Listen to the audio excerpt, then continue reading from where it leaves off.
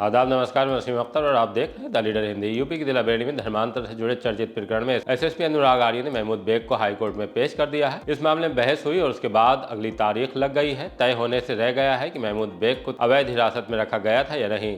अब अगली तारीख पर एसएसपी और न ही महमूद बेग को व्यक्तिगत तौर पर हाईकोर्ट में पेश होना पड़ेगा। गड्ढे में गिरने के बाद पूर्व फौजी लापता हो गए हैं, गोताखोर तलाश में लगे हैं। आधार कार्ड का फर्जी सॉफ्टवेयर बेचने वाला इंजीनियर गिरफ्तार हुआ है।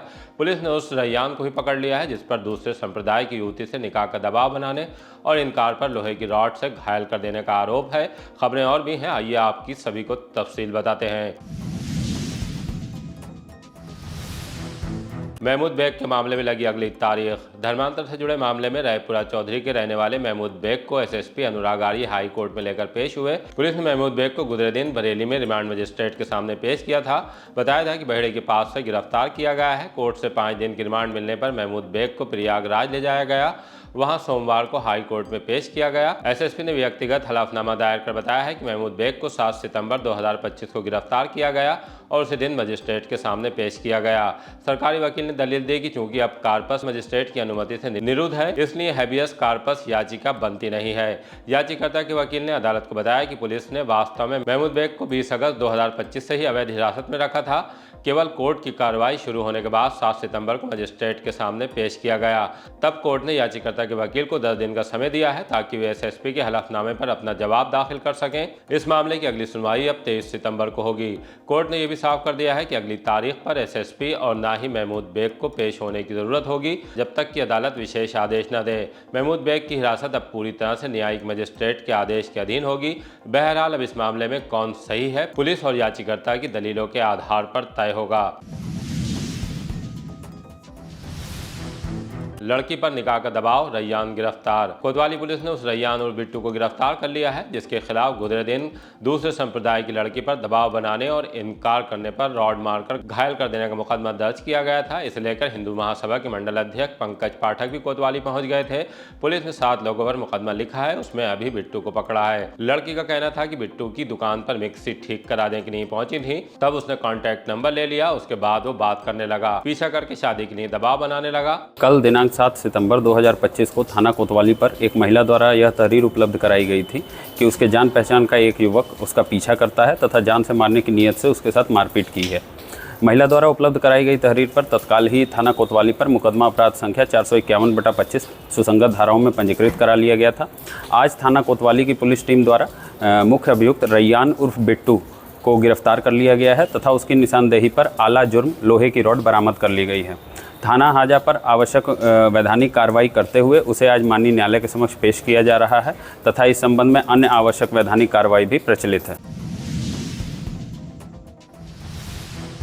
पुल के पास गड्ढे में गिरने से पूर्व फौजी लापता। मीरगंज के इलाके गोरा लोकनाथपुर पुल के पास बने खतरनाक गड्ढे में एक बड़ा हादसा हो गया। रात में गुलड़िया निवासी पूर्व फौजी प्रेमपाल सिंह बाइक समेत इसी गहरे गड्ढे में गिरे और लापता हो गए हैं। उनकी बाइक, मोबाइल और चप्पल बरामद हुई हैं, लेकिन उनका अब तक कोई सुराग नहीं लग पाया है। प्रेमपाल सिंह खुर्द गांव में एक जन्मदिन समारोह में शामिल होकर वापस लौट रहे थे। अंधेरे में अप्रोच रोड पर बने गड्ढे को देख नहीं पाने के कारण बाइक अनियंत्रित होकर उसमें गिर गई। पुलिस ने गोताखोरों की मदद से सर्च अभियान भी चलवाया।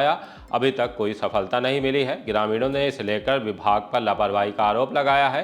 कहा है कि शिकायत के बाद भी गड्ढे को भरवाने का काम नहीं कराया गया। एसटीएफ के आखिर हत्थे चढ़ा साइबर ठग। आधार कार्ड बनाने का फर्जी सॉफ्टवेयर बेचने वाले साइबर ठग को एसटीएफ ने दबोच लिया। बरेली यूनिट ने सुभाष नगर पुलिया से जंक्शन रोड के बीच घेराबंदी करके पकड़ा है। पुलिस के मुताबिक वो थाना प्रेम नगर में राजेंद्र नगर कॉलोनी का रहने वाला है। जयवीर गंगवार उसका नाम है। वो खुद को आईटी एक्सपर्ट बताकर लोगों को झांसे में लेता और 1000 से 1500 रुपये लेकर सॉफ्टवेयर बेच देता था। यूपी के अलावा बिहार, पश्चिम बंगाल और गुजरात इत्यादि में 2000 से ज़्यादा लोगों को सॉफ्टवेयर बेच चुका है। एसटीएफ ने उससे लैपटॉप, मोबाइल, 2 फर्जी आधार कार्ड और 4 एटीएम डेबिट कार्ड बरामद किए हैं। पूछताछ में जरवीर ने एसटीएफ को बताया कि नोएडा की एक सॉफ्टवेयर कंपनी में नौकरी के दौरान ही उसे फर्जी सॉफ्टवेयर बनाने का आइडिया आया। फेसबुक और व्हाट्सएप ग्रुप में विज्ञापन डालकर ठगी करनी शुरू कर दी। जब कोई ग्राहक फंसता तो एनीडेस्क के जरिए उसके कंप्यूटर में सॉफ्टवेयर इंस्टॉल कर देता, आईडी पासवर्ड भी देता था। जब सॉफ्टवेयर काम नहीं करता तो नए बहाने बनाकर उनसे और पैसा ऐंठ लेता, फिर मोबाइल बंद कर लेता था। उधारी को लेकर उड़ला जागीर में तनातनी। थाना बरेदरी कॉलोनी पशुपति विहार के रहने वाले आरिफ की सैनिटरी दुकान उड़ला जागीर में है। यहां जमकर हंगामा हुआ, इसलिए कि सामने वेल्डिंग की दुकान चलाने वाले अब्दुल कय्यूम से विवाद हो गया। इल्जाम है कि उधार सामान देने से मना करने पर लोहे की रॉड लेकर आरोपी दुकान में घुस आए और धमकाने लगे। इसका एक वीडियो भी सामने आया है। बिथरी चैनपुर पुलिस ने शिकायत मिलने के बाद मामले की जांच शुरू कर दी है।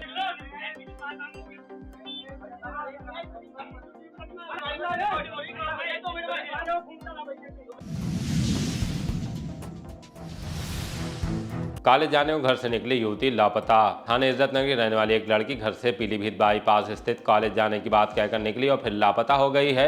उसके पिता ने थाने में तहरीर देकर बताया है कि पड़ोसी युवक सौरभ कश्यप उनकी बेटी को बेला फुसलाकर भगा ले गया है। इसमें उसके घर वाले भी शामिल हैं। 1 माह पहले वो घर में घुसकर धमकी भी दे गया था। बेटी के खिलाफ अनहोनी की आशंका जताते हुए उन्होंने पुलिस से कार्रवाई की मांग की है। टेलीग्राम पर आया मैसेज 10,000 का चूना। थाना किला में साहूकारा के रहने वाले शिवम अग्रवाल के साथ ऑनलाइन ठगी की गई है। उन्होंने पुलिस को तहरीर देकर बताया कि 29 अगस्त को टेलीग्राम पर एक मैसेज मिला जिसमें पैसे लगाकर कमाई कराने का लालच दिया गया था। इसे लेकर व्हाट्सएप पर बातचीत हुई। तब गूगल पे के माध्यम से 3,000, 2,000 और 5,000 रुपए ट्रांसफर किए। इसके बाद आरोपी ने संपर्क तोड़ दिया और पैसे वापस नहीं किए। पुलिस ने मामला संज्ञान में आने के बाद मामले की जाँच शुरू कर दी है। रास्ते में रोककर युवक को लूटा, मारपीट। थाना सीबीगंज के मिलक महमूदपुर में रहने वाले 28 साल की शाहिद दुकान बंद करने के बाद घर लौट रहे थे। रास्ते में 4 युवकों ने रोक लिया और उनकी जेब में रखे 2,000 रुपए छीन लिए। विरोध करने पर उनसे मारपीट की गई। डायल 112 पर पुलिस को जानकारी दी। पुलिस ने शाहिद को जिला अस्पताल में भर्ती कराया है। सीबीगंज थाने से अब उनके साथ हुई घटना को लेकर जाँच की जा रही है। क्या नाम है तुम्हारा? शाहिद खान। कहाँ रहते हो? मिलक महमूदपुर। थाना कौन सा लगता है? सीबीएन। किसने मारा तुमने? मैं नदिया के लौंडे से मैं जा रहा था, मैं जेब से गन छीना और 200 रुपये थे वो भी निकाल लिए थे। मैं आ रहा था उधर से। क्या मारा था तुम्हारे? उस तरह मारा था मुझे। किसने मारा है? बबलू ने। कहाँ पर मारा था? अपनी दुकान करने, होटल करने। कहाँ पर दुकान है उसकी? मोड़ पे दुकान है। कितने लोग थे मारने वाले? मारने हमारे 7-8 लोग थे। 5 के नाम पता है और 2-3 के नाम नहीं पता है। कब की घटना ये? कल है 5:15 बजे की घटना। थाने में तहरीर दी? हाँ दे दी। टेम्पो पलटने से चालक घायल, सवारियां बची। बरेली कॉलेज से सवारियां लेकर डोरा मोड़ की तरफ जा रहा टेम्पो रास्ते में पहिया गड्ढे में आने के बाद पलट गया। हादसे में आलमगिरीगंज के रहने वाले ऑटो चालक नरेश को गंभीर चोट आई है। उन्हें जिला अस्पताल में भर्ती कराया गया है। सवारियों की किस्मत अच्छी थी कि किसी को ज्यादा चोट नहीं आई। क्या नाम है तुम्हारा? नरेश वर्मा। कहाँ रहते हो? आलमगीरगंज। क्या घटना हुई थी तुम्हारे साथ? मैं सवारी लेके जा रहा था डोरा मोड़ से अंदर को। वहाँ मैं देख रहा कॉलेज देखते जा रहा था कहाँ पर है। मेरी निगाह हटी, एकदम गड्ढा आगे बहुत बड़ा। कहाँ अब पे घटना हुई? डोरा मोड़ से आगे जो अपना है कोई स्कूल है आगे, तो वहाँ एकदम गड्ढा आया बहुत गहरा। उसमें टेम्पू एकदम बैलेंस बिगड़ा और टेम्पू गया रगड़ फिसलते हुए। कितनी सवारी बैठी? 2 सवारी बैठी थी। चोट आई? सवारी हो गई? सवारी छोट नहीं आई थी। कब का हादसा है? 1:15 एक टाइम पर आया कल का। अब ड्रोन से रोक हटाने के लिए उठी मांग। उत्तर प्रदेश फोटोग्राफर एसोसिएशन के सदस्य सोमवार को कलेक्ट्रेट में सिटी मजिस्ट्रेट से मिले। ज्ञापन देकर कहा कि उनका मुख्य कार्य विवाह एवं अन्य सामाजिक आयोजनों में फोटोग्राफी करना है। आधुनिक समय में ड्रोन कैमरा इसका अहम हिस्सा बन चुका है। हाल ही में ड्रोन के संचालन पर लगाए गए प्रतिबंध से हजारों फोटोग्राफर की आजीविका प्रभावित हो रही है।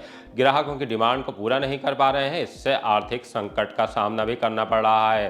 पंजीकृत फोटोग्राफरों विवाह समारोह, मैरिज हॉल और निजी आयोजनों में निर्धारित नियमों और सुरक्षा मानकों के तहत ड्रोन कैमरे के उपयोग की अनुमति दी जाने की मांग की है। इस दौरान संगठन के अध्यक्ष अरविंद, पुष्पेंद्र यादव, संजीव, इंद्रपाल यादव, प्रमोद बाबी, प्रियंका, गुड्डू मौर्य इत्यादि मौजूद रहे। मेरा नाम अरविंद आनंद है, मैं फोटोग्राफर एसोसिएशन का अध्यक्ष हूँ। क्या मामला है? तमाम आज एक आदेश आया है प्रशासन की तरफ से कि जितने भी ड्रोन ऑपरेटर हैं वो अपना ड्रोन थाने पर जमा कर दें और खासकर जो वेडिंग से जुड़े हुए फोटोग्राफर हैं इन सबको चिन्हित करके हर तहसील में, गाँवों में सबको ड्रोन जमा कर दिए गए हैं। अब सीजन शुरू होने वाला है। ये लोग बड़े परेशान हैं कि हम लोग अब क्या करें। वो कहते हैं कि एक शूट करने के बाद ड्रोन फिर जमा कर दो। अब वो लोग थाने से और गाँव के बीच की दूरी उनकी बहुत लंबी है।